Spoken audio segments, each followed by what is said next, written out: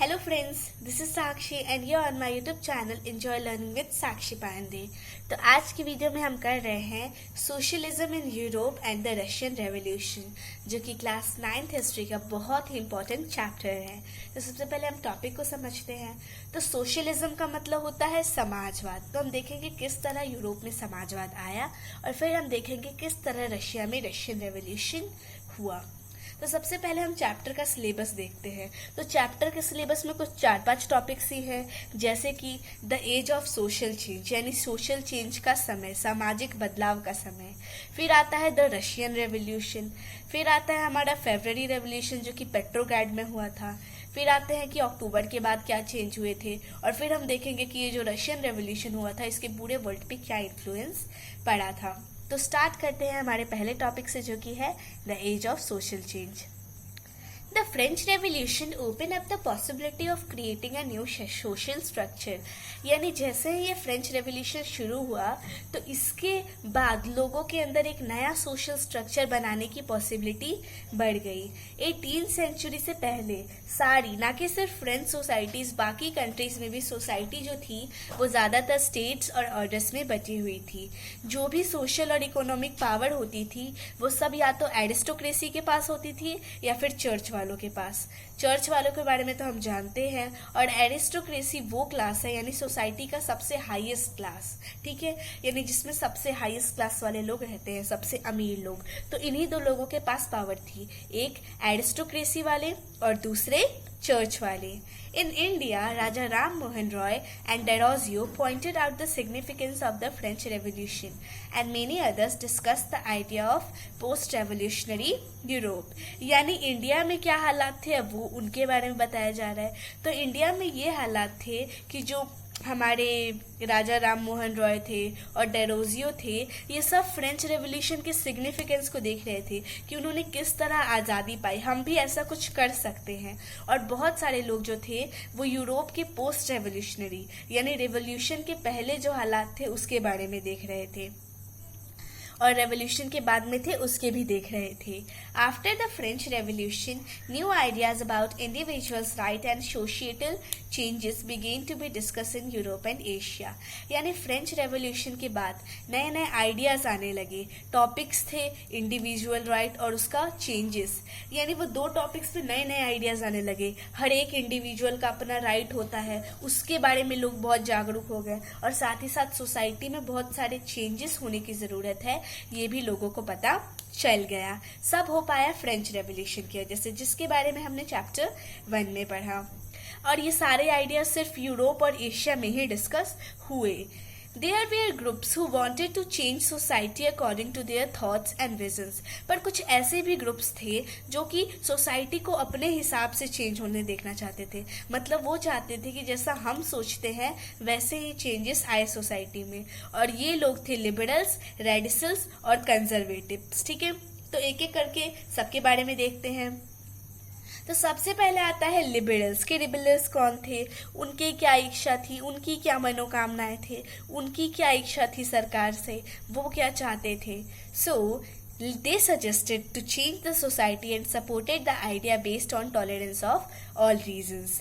यानी वो लोग जो थे वो सोसाइटी में चेंज लाने के आइडिया को सपोर्ट करते थे, ठीक है। यानी वो चाहते थे कि सोसाइटी में चेंजेस आए, जो अभी चल रहा है वो बदले। They oppose the uncontrolled powers of dynastic rulers. यानी वो ये भी चाहते थे कि ये जो डायनेस्टिक रूलर्स हैं इनको जो हमने बेमतलब में फिजूल में पावर्स दे रखी है, जिनका ये लोग ओवर यूज कर रहे हैं, ये भी गलत है।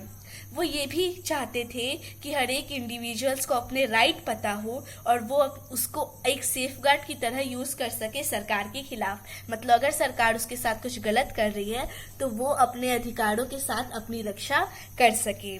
They supported a representative elected parliamentary government and an independent judiciary। वो ये सारी मतलब कॉन्स्टिट्यूशनल से रिलेटेड, डेमोक्रेसी से रिलेटेड पॉइंट्स जो थे उनको बहुत ज़्यादा सपोर्ट करते थे। यानी जैसे कि वो मानते थे कि रिप्रेजेंटेटिव होना चाहिए, पार्लियामेंट्री गवर्नमेंट होनी चाहिए, ना कि ये डायनेस्टिक रूलर्स, और साथ ही साथ जो जुडिशरी है वो भी इंडिपेंडेंट होनी चाहिए, ठीक है। आगे देखते हैं। आगे ये लिखा है कि वो जो थे वो सिर्फ मतलब वो यूनिवर्सल एडल्ट फ्रेंचाइज के आइडिया को सपोर्ट नहीं करते हैं, यानी कि हर एडल्ट्स को नहीं राइट होना चाहिए। जो भी 18 साल के ऊपर है वो नहीं चाहते थे कि जो भी 18 साल के ऊपर है उन सबको मिले राइट वोटिंग का। वो सिर्फ चाहते थे कि सिर्फ मेंस को ये राइट मिले, ओनली मैन के लिए, वुमेन के लिए नहीं। यानी वो यूनिवर्सल एडल्ट फ्रेंचाइज के आइडिया के फेवर में नहीं थे। वो सिर्फ समझते थे कि मैन को वोटिंग राइट्स मिलने चाहिए, वुमेन्स इसका क्या करेंगी। They supported the government based on majority on country's population। अब हम पढ़ रहे हैं रेडिसल्स के बारे में। तो ये जो रेडिसल्स थे तो ये उस बात पे मानते थे कि गवर्नमेंट जो है वो मेजॉरिटी और कंट्री की पॉपुलेशन को देख के डिसीजन ले। तो ये लोग इस बात पे मानते थे। They oppose the privilege given to great land owners and wealthy factory owners. यानी वो भी उन प्रिविलेज से अब खिलाफ थे जो कि लैंड ओनर्स और वेल्थी फैक्ट्री ओनर्स को मिलते थे। यानी वो नहीं चाहते थे कि इन लोगों को ये प्रिविलेज मिले, वो उसके खिलाफ थे। और उनमें से बहुत सारे तो वुमेन्स की सफ्रेगेट मूवमेंट्स का मतलब होता है कि वुमेन्स को वोट का राइट दिलाने वाले मूवमेंट्स। तो उन मूवमेंट्स में वो औरतों का साथ देते थे। यानी ये लिबरल्स से एकदम अलग थे। लिबरल्स चाहते थे कि औरतें वोट ना करें, पर रेडिकल्स चाहते थे कि औरतें वोट करें। They supported private property but disliked concentration of property in the hand of few। वो प्राइवेट प्रॉपर्टी वाले आइडिया को तो सपोर्ट करते थे, पर इस बात के एकदम खिलाफ थे कि प्रॉपर्टी सिर्फ आप कुछ ही लोगों को दे रहे हैं। ठीक है, अब लास्ट में आते हैं हमारे conservatives. They oppose the views of radicals and liberals. ये सबसे अलग थे। ये रेडिकल्स और लिबरल्स दोनों के व्यूज को अपोज, यानी एकदम दोनों के व्यूज से खिलाफ थे। वो ये चेंज की भावना से एकदम अलग थे। वो सोसाइटी में ज्यादा चेंजेस नहीं चाहते थे। ठीक है, बट 19th सेंचुरी तक जब उनकी सोसाइटी खुद डेवलप होने लगी तो उन्होंने कुछ चेंजेस को एक्सेप्ट कर लिया, पर वो इस चेंजिंग के आइडिया को अपोज करते थे। यानी उन्हें आइडिया नहीं पसंद था, वो तो मजबूरी में उन्हें एक्सेप्ट करना पड़ा। They asserted that past must be respected। वो ये मानते थे कि हमें हमेशा पास्ट की इज्जत करनी चाहिए। They wanted change but a slow pace। और उन्हें बदलाव भी चाहिए था, पर काफी कम, मतलब बहुत ही धीरे धीरे बदलाव हो, ऐसा वो चाहते थे। पर रेडिकल्स और लिबरल्स एकदम अलग थे। यानी इससे हमें ये पता चलता है कि 3 तरह के सामाजिक लोग थे, लिबरल्स, रेडिकल्स और कंजर्वेटिव्स, और सबके अलग अलग सोचने के तरीके थे। अब हम आते हैं industrial society and social change, यानी किस तरह सामाजिक बदलाव आए और किस तरह हमारी इंडस्ट्रियल सोसाइटी का डेवलपमेंट हुआ। During the Industrial Revolution, many changes came in the society and economy। यानी जब इंडस्ट्रियल रेवोल्यूशन हुआ तो सोसाइटी और इकोनॉमी में बहुत सारे चेंजेस आए। उनमें से कुछ नीचे दिए गए हैं। सबसे पहला, new cities, new industrial regions and new railway lines were developed. यानी नए नए शहर बने, नए नए इंडस्ट्रियल रीजन्स डेवलप हुए और साथ ही साथ बहुत सारी रेलवे लाइन्स भी बनी। Men, women and children worked in factories. Men, women और चिल्ड्रन सब फैक्ट्रीज में काम किया करते थे। Working hours were often long and wages were poor. But कुछ इसमें एक डिसएडवांटेज है कि लोग काम तो बहुत देर तक करते थे, पर जो वेजेस थे यानी जो भी उनकी तनख्वाह थी वो काफी कम थी। Unemployment was common due to low demand of industrial goods. Unemployment यानी बेरोजगारी कॉमन थी। क्यों?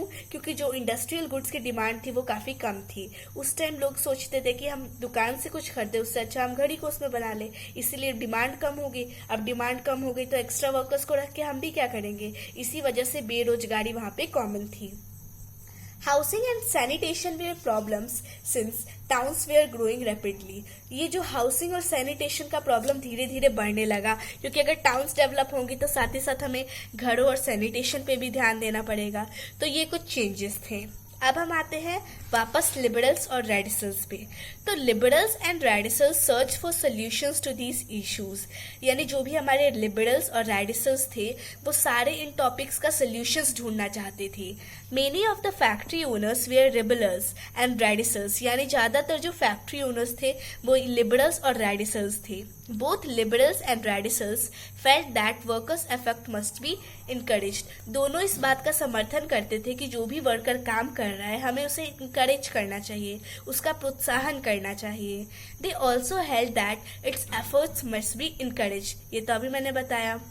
They also held that it's benefits must be achieved if the workforce in the economy is healthy and citizens were educated। वो इस बात को भी force करते थे कि अगर हमारे नागरिक पढ़े लिखे होंगे तो इससे हमें ये फायदा होगा और हमारी इकोनॉमी भी हेल्थी होगी, क्योंकि अगर लोग पढ़े लिखे होंगे तो सब पढ़े लिखे होंगे, सब कमाएंगे और सब अपना अपना बिजनेस शुरू करेंगे, तो इससे हमारा अनएम्प्लॉयमेंट खत्म हो जाएगा। अनएम्प्लॉयमेंट खत्म हो जाएगा तो सब लोग टैक्स दे पाएंगे, सब लोग टैक्स देंगे तो लास्ट में फायदा होगा देश का, और देश का फायदा होगा तो देश के लोगों का फायदा होगा।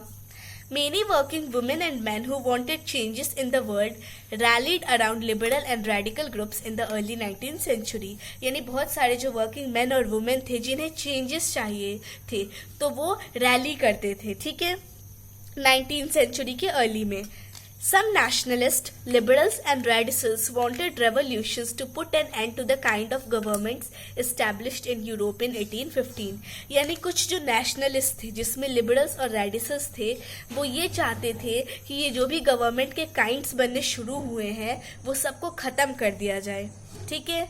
They worked to overthrow existing monarchs in France, Italy, Germany and Russia। यानी वो काम करने लगे सारे मोनार्क को खत्म करने के लिए। मोनार्क सिस्टम यानी जिसमें राजा, तो ये राजा वाला सिस्टम को खत्म करने के पीछे जुट गए और इन्होंने जिस देश पे करना चाहा वो था फ्रांस, इटली, जर्मनी और Russia. Nationalists emphasized on revolutions that would create nations where all citizens would have equal rights। ये नेशनलिस्ट जो थे वो रेवोल्यूशन करके एक ऐसी सोसाइटी बनाना चाहते थे जहाँ पे हर एक सिटीजन्स को इक्वल राइट्स मिले, यानी हर एक को इक्वल राइट मिले, हर कुछ में उनको बराबरी मिले, किसी को ज़्यादा ना किसी को कम, जो करे अपनी काबिलियत पे करे। After 1815 Giuseppe Mazzini, an Italian nationalist, conspired with others to achieve this in Italy। और इसे अचीव करने के लिए ही 1815 के बाद गुइस्पी मज़ेनी जो कि एक इटालियन नेशनलिस्ट थे उन्होंने लोगों को इंस्पायर किया इटली में। तो आज के लिए इतना काफ़ी था, बस एक बार हमने जो पढ़ा उसको रिपीट कर लेते हैं और पार्ट 2 में हम फिर से मिलेंगे और चैप्टर को फिर से उसी पॉइंट से डिस्कस करेंगे। तो सबसे पहले हमने पढ़ा कि किस तरह सोशल चेंज का एज स्टार्ट हुआ, यानी पहले के समय में सारी सोसाइटीज़ जो थी वो स्टेट्स और ऑर्डर्स में बटी हुई थी। जो भी सोशल और इकोनॉमिक पावर थी वो या तो एरिस्टोक्रेसी के पास थी या चर्च के पास थी। पर फ्रेंच रेवोल्यूशन के बाद बहुत सारे लोगों के अंदर भावना जगी एक नया सोसाइटी बनाने के लिए, यानी अपने सोसाइटी में चेंज लाने के लिए। तो इसमें 3 ग्रुप के लोग थे, लिबरल्स, रेडिकल्स और कंजर्वेटिव्स। लिबरल्स जो थे वो थे कि सिर्फ मेंस को राइट मिलना चाहिए वोटिंग का। रेडिकल्स जो थे वो मानते थे कि मेन और वुमेन दोनों को मिलना चाहिए, और कंजर्वेटिव इन दोनों से एकदम अलग थे, वो इन दोनों के खिलाफ थे। वो मानते थे कि सोसाइटी में चेंज तो है बट फिर भी वो चेंज को एक्सेप्ट नहीं करते थे, और जब उनसे कोई पूछे तो वो कहते थे कि हम चेंज तो चाहते हैं पर काफ़ी स्लो पेस पे, यानी काफ़ी कम पैमाने पे, ठीक है। फिर हमने पढ़ा कि किस तरह इंडस्ट्रियल रेवोल्यूशन के बाद चेंजेस आए, कैसे अनएम्प्लॉयमेंट कॉमन हो चुका था, टाउन्स डेवलप होने लगे। अब टाउन्स डेवलप होने लगे तो हाउसिंग और सैनिटेशन की प्रॉब्लम होने लगी। इस तरह से बहुत सारे टॉपिक्स हमने आज की वीडियो में कवर किए और अगले वीडियो में हम करने वाले हैं the coming of socialism to Europe, यानी कैसे यूरोप में सोशलिज्म आया। तो आज की वीडियो यहीं पे खत्म होती है। Wish you like the video. Thanks for watching the video.